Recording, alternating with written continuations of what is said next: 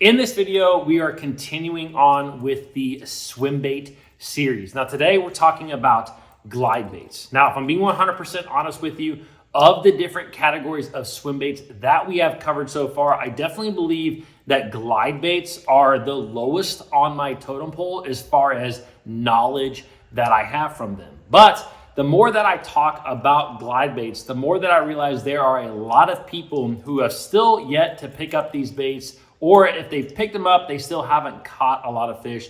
They don't know a whole lot about them. So in this video, I'm gonna talk about three main things that I really think can just help you when it comes to fishing a glide bait. Now, before we get into that, this video is brought to you by my apparel company, Fin Fishing. And right now for the month of January, I am running a sale on all of my USA made sun shirts, which I'm not wearing one right now, but I have eight different colors of sun shirts. And like I said, they're made here in the US. One of the only sun shirts out there on the market that is made in the US. So all you got to do with this particular sale, it's a BOGO 50% off sale. So buy one, get one for 50% off. Select two sun shirts, add the coupon code at checkout, which is BOGOCAST50, and you can get 50% off that second one. So I'm gonna leave some links down below in the description. Whether you take advantage of that sale or not, shopping at Fin Fishing is truly the best way to help support this channel, and I greatly appreciate it. All right, let's talk about glide baits. Glide baits are, like I said, they're kind of a category, a market of the swim bait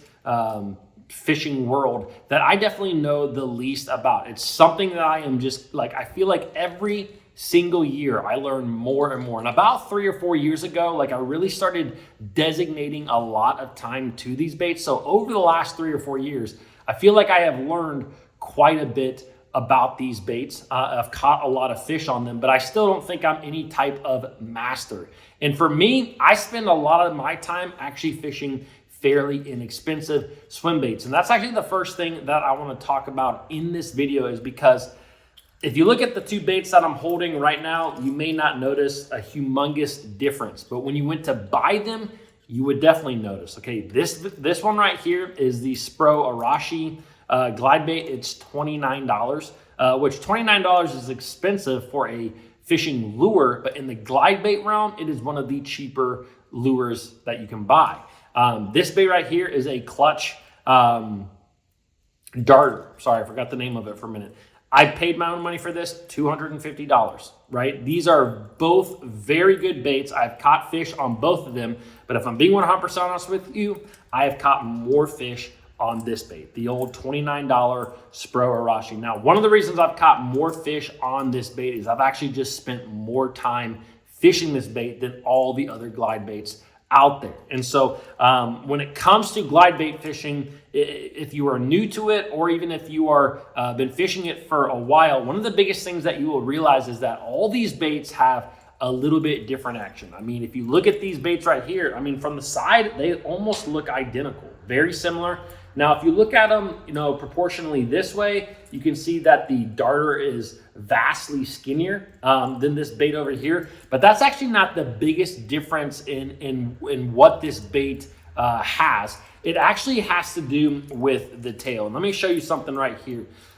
This is something that I've definitely learned over the last couple of years. And if you look at these two baits, the darter over here, the way that the second part of this kind of sits off the lure, it's almost a 90-degree angle. And if you look at the Arashi shad over here, it's a lot bigger angle. It's not quite, I mean, I don't know what that is, 120, 30, 40, whatever it may be. It's a lot larger angle than the darter. Now, you will see in a lot of different baits, and I have a number of them, they all have a little bit different angle to them. For example, this is the, this isn't a Spro Arashi, this is a Storm Arashi. This is the Spro KGB Glide. This is another one that I throw a lot. But you can see that it also has a steeper angle, closer to 90 than this one over here. Now, the biggest difference in baits that have these type of angles, these really kind of closer to 90 angles, is that these are what you consider more of the chopper style swim baits, chopper style swim baits. These swim baits most of the time are meant to work pretty fast. You're actually working them, in my opinion, a lot like you would a topwater spook, where you are basically popping either the rod, you can actually pop the rod, or you just make really quick turns with the reel handle. And that bait is just going back and forth, a lot similarly to a topwater walking bait. It is just going choo, choo, choo, choo, choo. Now, you can kill these baits every now and then, or you can work them a little bit slower, and you're going to get a wider glide out of them, but you are going to get the wider glides out of the baits that have the lot greater angle there. Not as close to 90, actually closer to 180 than anything. These baits right here are kind of more the traditional type glide baits where they have a lot bigger S-type glide to them. As a matter of fact, this little glide bait right here, this is an S waver.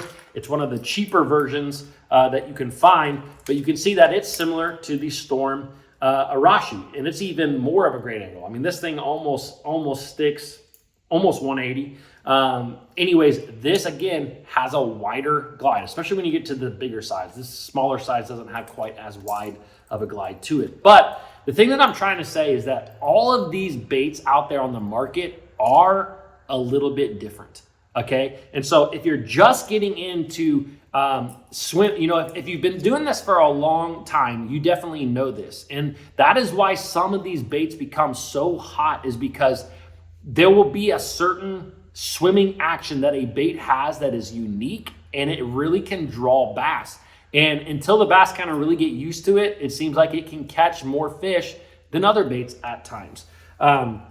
Now, with that being said, I kind of tell everyone the same thing if you're just getting started out, is I would stick with a little bit cheaper glide baits. Now, like I said, these are still expensive for lures, but they are cheaper for glide baits. And these are the two that I always suggest: the Storm Arashi, which is more of your wider glider, and then the Spro KGB, which is more of the chopping style bait. I have caught a lot of bass on these two right here. Like, I feel like you can buy these two, you can fish them a little bit at everywhere and anywhere, and you can catch a lot of fish. Now, another thing that I have found over the years, which I didn't really understand fully when I didn't know as much about glide fishing, is that you get a lot of bites when you pop these baits and you let them kind of do their thing. So what I mean by that is when you're working this bait, it's going chew, chew, chew, chew, chew, chew. A lot of times when you pop it and you kill it and that bait starts to almost turn around, that is when you get a lot of bites right there.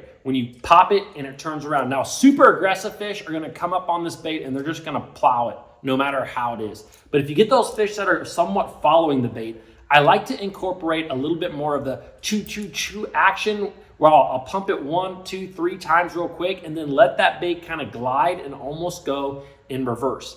And that makes a lot of sense. Bass typically like to eat bait fish in that way. I mean, a bluegill, they have to eat in that way. Even shad, just think of every time you see some sort of bait fish that a bass is eating in their throat, what's sticking out? You never see the head sticking out. You always see the tail sticking out. So bass have to eat it a lot of times head first. They prefer to hit the head of these baits. So pausing that bait for a split second in your cast, letting it almost glide backwards, that is where you're going to get a lot of your bites. So just always pay attention to that. And if you can't visibly see the bait with your own eyes while bringing it through the water, which I do suggest trying to look for it, if you can't visibly see it, just keep in mind to keep those kind of pauses in there. Don't just kind of keep this bait going back and forth, back and forth, back and forth. Every now and then kill it and let it glide off to the side. And then pop, pop, pop, glide off to the side. You know, that to me will help you to increase the number of bites that you get with a glide bait. Now, the next thing that I want to talk about is understanding that these baits are more than fish catchers. And I've talked about this so much on the channel, you're probably sick of it, but I think that it is that important. And I also think this is a technique that a lot of anglers don't always include. And what I mean by that is that these lures are great fish finders. You don't necessarily have to catch fish on them in order to find fish. A lot of times, simply getting fish to follow you out of cover, whatever it may be, maybe a lay down log, maybe a grass patch, maybe a dock, allows you to pinpoint a lot of times individual big fish. Now, if there's anything that we know about bigger than average fish, is that they don't always like to be in a group. They don't always like to be schooled up together. And a lot of times, some of these really big individual fish, they're loners. They're by themselves. And these baits are not only great baits to catch them, but I'm telling you, they are simply great baits to find them. Where I learned this was a number of years ago, fishing down on Lake Norman, which has 450 billion docks on it. And what you could do is you could cast your swim bait by those docks, and you could bring that bait out, and literally the bass from under that dock would come right out from under it. And you see this all the time, all over the country. Bass will follow that bait, and you can literally see there's a 3-pounder, there's a 2-pounder, there's a 4-pounder, there's a 5-pounder. So although you're not catching the fish, you are now visibly seeing the fish. And if you go back to some of those same docks, say like a half hour later, once those bass have kind of been able to reposition to where they like to hang out in that dock, you can now pick up a totally different bait, like a jig, or even simply a wacky rig, and kind of cast in that general area. And the other thing is that it can really help you to locate specific areas, for example, on a dock that the bass are hanging. A number of years ago, I was fishing another lake where, again, I was using a glide bait. This was down in Missouri, and I was working this bait. I wasn't catching a lot of fish, but I noticed that every single fish that I got to follow was on the backside of a dock, kind of where the cables kind of entered right under that area. That is where every single fish would follow it. They wouldn't follow it off the front. They wouldn't follow it off the side. It was always on the backside. So after a while of seeing this and not catching fish, I simply picked up a jig. I started skipping it on the backside of docks. I started catching a lot of fish. So it helps you to find fish. And I think that that is an extremely important thing that you can use not only around docks, but really anywhere at all. And I have other stories of this helping me to literally find winning schools of fish before that I've talked about on the channel, but I don't want to bore you guys with some of the same stories. But it is a great way to find fish. So I highly suggest that whenever you're fishing glide baits. Now, the last thing that I want to talk about is that your equipment is very important when fishing a glide bait. It really, really is. These baits, as you may know, are heavy. And the baits that I'm holding right here are both like 6-7 inch baits. These are relatively small in the glide bait world, but to me, these are kind of more or less the really good, perfect, like tournament sized baits. I fish a lot of tournaments, but if you don't, maybe you want to step up to some of these bigger baits. But these ones here get a lot of bites and catch big ones, which is why I like them so much.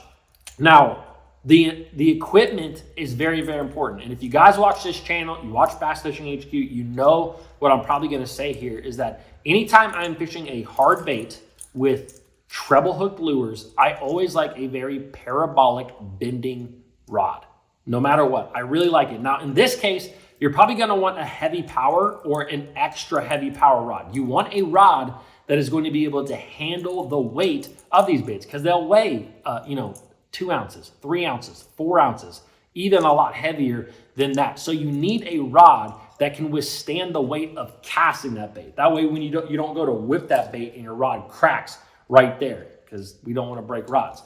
But anyways, you want a heavy power rod, but you want a moderate action. In the moderate action, I'm telling you, it will help you to keep so many fish pegged that, like, I think that it's that important. Like, you will lose. I've used it with like flipping sticks in the past, and you can get away with it for a while, but you will start to find out that having that more parabolic bending rod will help you a lot. Now, I totally understand if, hey, Tyler, I already spent $30, $40, $50 on a glide bait. I can't go spend $100, $150 on a new rod. One of the best things that you can do is use your flipping stick, but use it with monofilament. Monofilament has more stretch than fluorocarbon. It may not be as big as people think, but it does have more stretch. A lot of the fluorocarbons that we see out there, somewhere between 20 and 22% is about the average, where mono is more like 25, 26%. It does make a difference out there on the water. You can feel it. The more that you're fishing, the more you can tell the difference between fluoro and mono. The other thing that I like about mono is you tend to have less problems. One of the worst things about fishing glide bait, like I talked about, is that sometimes you can snap not only a rod, but you can snap your line. Have you ever went to make a cast and your line either gets hung up real quick in your reel, like you backlash it a little bit, or maybe it's just you've used that bait all day without retying and you go to make a cast and now your $30, $40, $50, $60 investment is flying away from you. And a lot of times these baits are going to slowly sink. So by the time you get to them, they're just out of sight. And you just have to watch your money literally go down the drain. So using mono with a little bit more stretch, I think that it really can help you to just not lose as many. I've also started incorporating using mono even with more parabolic bending rods. And this is actually something that I got from you guys. A number of years ago, I did a video and I was asking guys who were really comfortable with glide baits what they preferred. And I was really kind of trying, at the time I was trying to decide whether I wanted to do mono or fluoro or even a combo with braids and monos and fluoros. And there was a couple of people on there that said, dude, go to mono, you won't regret it. I went to mono, I fished it for like the last year and a half, and I really liked the way that mono works with glide baits, with everything. I also think that it's important to have a split second of not setting the hook difference. And what I mean by that, because I did not word that properly, is that a lot of times because you can see these baits, when a fish comes up there and hits it, you jerk. Like you visibly see it and you jerk. And a lot of times you can jerk it away too quick, I think. Absolutely, you can jerk it away too quick. And having mono that has a little bit more stretch, with that parabolic bend, it just gives you some give. So when you see that fish hit it, even if you accidentally jerk too quick before really feeling that, I think that a lot of times you will get them more often than if you were using straight fluoro and a heavier rod. So that's been my experience with glide baits. That's the equipment that I like to use, the baits that I like to use. And as far as when to use glide baits, I don't think that there's a situation where you can't use them. I just think that you have to remember, am I using this to catch fish? Am I using this to find fish? All right, guys, hope you enjoyed these videos. If you did, give it a thumbs up. This was kind of a cool little series that we did. If you've missed out on any of the other videos, I will link the latest one right here. Hope you guys enjoyed it. See ya tomorrow.